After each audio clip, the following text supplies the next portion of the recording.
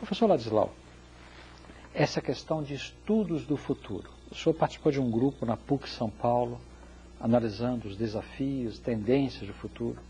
Quer dizer, é talvez um caminho sine qua non que os países terão que percorrer, as empresas, as pessoas, os trabalhadores, nessa direção, né, professor? Olha, o que está ocorrendo basicamente é o seguinte: com o desenvolvimento extremamente acelerado de novas tecnologias, como ordem de grandeza, a gente pode dizer que nos últimos 20 anos a gente desenvolveu mais novos conhecimentos técnicos do que durante toda a história da humanidade. Só que a técnica avança muito rápido, enquanto que a nossa capacidade de organização política e social como seres humanos, né, nós continuamos aí com tiroteios, com as coisas mais malucas. Quer dizer, a organização política não acompanha esses processos, né? Deixa eu pegar um exemplo. Hoje, com as novas tecnologias, nós conseguimos localizar os cardumes no mar via sensoriamento de satélites. Nós conseguimos mapear as rotas via GPS, né, o posicionamento global por satélite. Com os novos materiais, temos redes gigantescas nesses barcos industriais oceânicos de pesca, né, que limpam os mares simplesmente, né? Sem falar antigamente no tempo do Moby Dick, você tinha que subir num barquinho de arpão remando atrás de uma baleia, né? Hoje você manda uma seta com um fio, uma injeção de 15.000 volts, e estão liquidando todos os animais maiores dos mares. Ou seja, nós estamos liquidando a vida nos mares, que é a principal base de vida do planeta. De certa maneira, o que ocorre?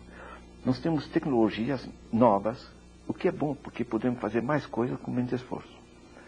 Só que nós não temos a organização econômica, social, política correspondente.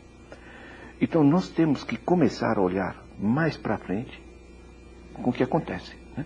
Eu tive com negociação a pedido de um governo africano com uma grande empresa multinacional dessa de pesca industrial. Ele dizia: olha, vocês estão serrando o galho no qual estão sentados porque vai acabar o peixe, como fica? Ele disse: meu amigo, se não for eu, vai ser outro. Ou seja, a lei da selva, com o poder das novas tecnologias, isso simplesmente é uma armadilha para o planeta. Então, quando a gente começa a cruzar essas coisas, quer dizer, essa disritmia entre a evolução das tecnologias e o lento avanço da organização política e social, nós vamos constatar o seguinte: nós estamos destruindo a água no planeta, certo? A água já está sendo chamada de ouro azul, certo? Da mesma maneira que havia o ouro negro, que era o petróleo. Nós estamos evoluindo para esgotamento do petróleo. O petróleo que levou centenas de milhões de anos para nos dar essa herança fantástica de uma energia estocada aí debaixo da terra, certo? Que é só tirar. Nós teremos dilapidado isso em 200 anos. A gente tem que começar a pensar sobre isso. Nós estamos polarizando o planeta entre ricos e pobres, porque quanto mais rico é o país, mais tem dinheiro para investir, para gerar novas tecnologias, mais ele avança. Quanto mais pobre é o país, menos eles têm dinheiro para investir. E esse país pobre, que deveria investir mais para alcançar os outros, pelo contrário, vai ficando para trás, né? Tem um brilhante economista americano que diz que os pobres são pobres porque são pobres, né? Ele chegou a essa conclusão, mas que tem lógica. Nós estamos, de certa maneira, aquecimento global do planeta, destruição da água, destruição na vida dos mares, erosão dos solos, né, a distância entre ricos e pobres. Nós não podemos mais nos dar ao luxo de não pensar para frente. E para frente significa olhar 20 anos à frente, olhar 30 anos. Na nossa política tradicional, o Estado olha normalmente para a próxima eleição. Esse é o horizonte temporal dele, certo? Pode ser 4 anos, quando muito.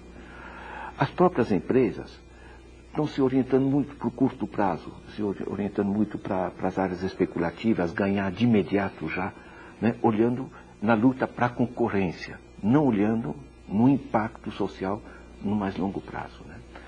Então, de certa maneira, quando a gente criou esse núcleo de estudos do futuro na PUC,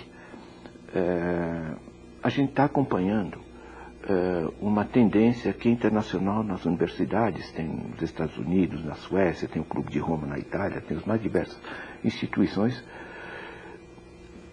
que são formadas por cientistas que entenderam que nós estamos indo para impasses muito graves. Certo? E é só juntar os dados. Por exemplo, nós estamos aumentando no planeta cerca de 90 milhões de habitantes por ano. A cada ano é um grande país a mais. Não é? Sem dúvida. Nós temos a pegada ecológica. Né?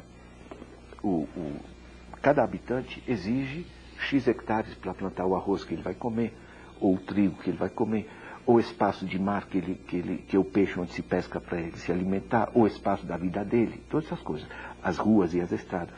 Né? O americano, em média, ocupa 9 hectares. O indiano apenas 1 hectare. Interessante isso, né? Mas, de toda maneira, essa expansão demográfica nos leva a quê? Ou seja, a ideia geral é que pensar o futuro não é um exercício de futurologia, porque as dinâmicas demográficas, por exemplo, não mudam da noite para o dia. Reverter o aquecimento global leva no mínimo 50 anos. Certo? Agora, professor, veja uma dicotomia, né, nesse processo. As populações que mais crescem no mundo são aquelas relativas aos países mais pobres. Os países ricos, detentores de poupança, estão investindo sempre em tecnologia de vanguarda e ampliando a sua vantagem comparativa no comércio internacional em relação às economias mais pobres, que vão se tornando mais pobres. E haverá um impacto na economia mundial, porque os ricos, acumulados de tanta tecnologia, de tanta poupança e tanto bem-estar social, com os pobres tão enfraquecidos, para quem eles estariam vendendo os seus produtos. Quer dizer, vai chegar num impasse, né, professor? Acho que o senhor entrou exatamente no espírito. Você pega problemas assim, joga isso 20, 30 anos, é óbvio. Ou seja, nós temos que abrir essa nova fronteira econômica, que é o terceiro mundo, para justamente ajudar a dinamizar o primeiro mundo, ou seja, melhorando a prosperidade das populações do Sul, nós vamos melhorar a prosperidade de todo mundo, o que é que se fez com as social-democracias na Europa, quando passaram a redistribuir a renda, a elevar os salários para que o acompanhe o aumento da produtividade, né? Porque a curto prazo os ricos não querem soltar o dinheiro, mas sendo um pouco mais espertos e pensando a mais longo prazo, né? Isso gera mercado e dinamiza todo o processo, né? Então, nós temos que criar esse processo. Se tem gente interessada a participar desses, nós nos reunimos periodicamente na PUC, né? No Núcleo de Estudos Futuros, nós temos o professor Arnoldo Royos, nós temos a Rosa Alegria, uma série de pessoas que estão contribuindo nesse processo. Temos a professora Hazel Henderson, que está agora no Brasil, que nos ajuda a elaborar indicadores de desenvolvimento para que a gente possa fazer essas projeções para o futuro. Eu acho que é um eixo de trabalho que vale a pena a gente estar desenvolvendo. E que eu parabenizo muito ao senhor e à PUC por tão brilhante iniciativa.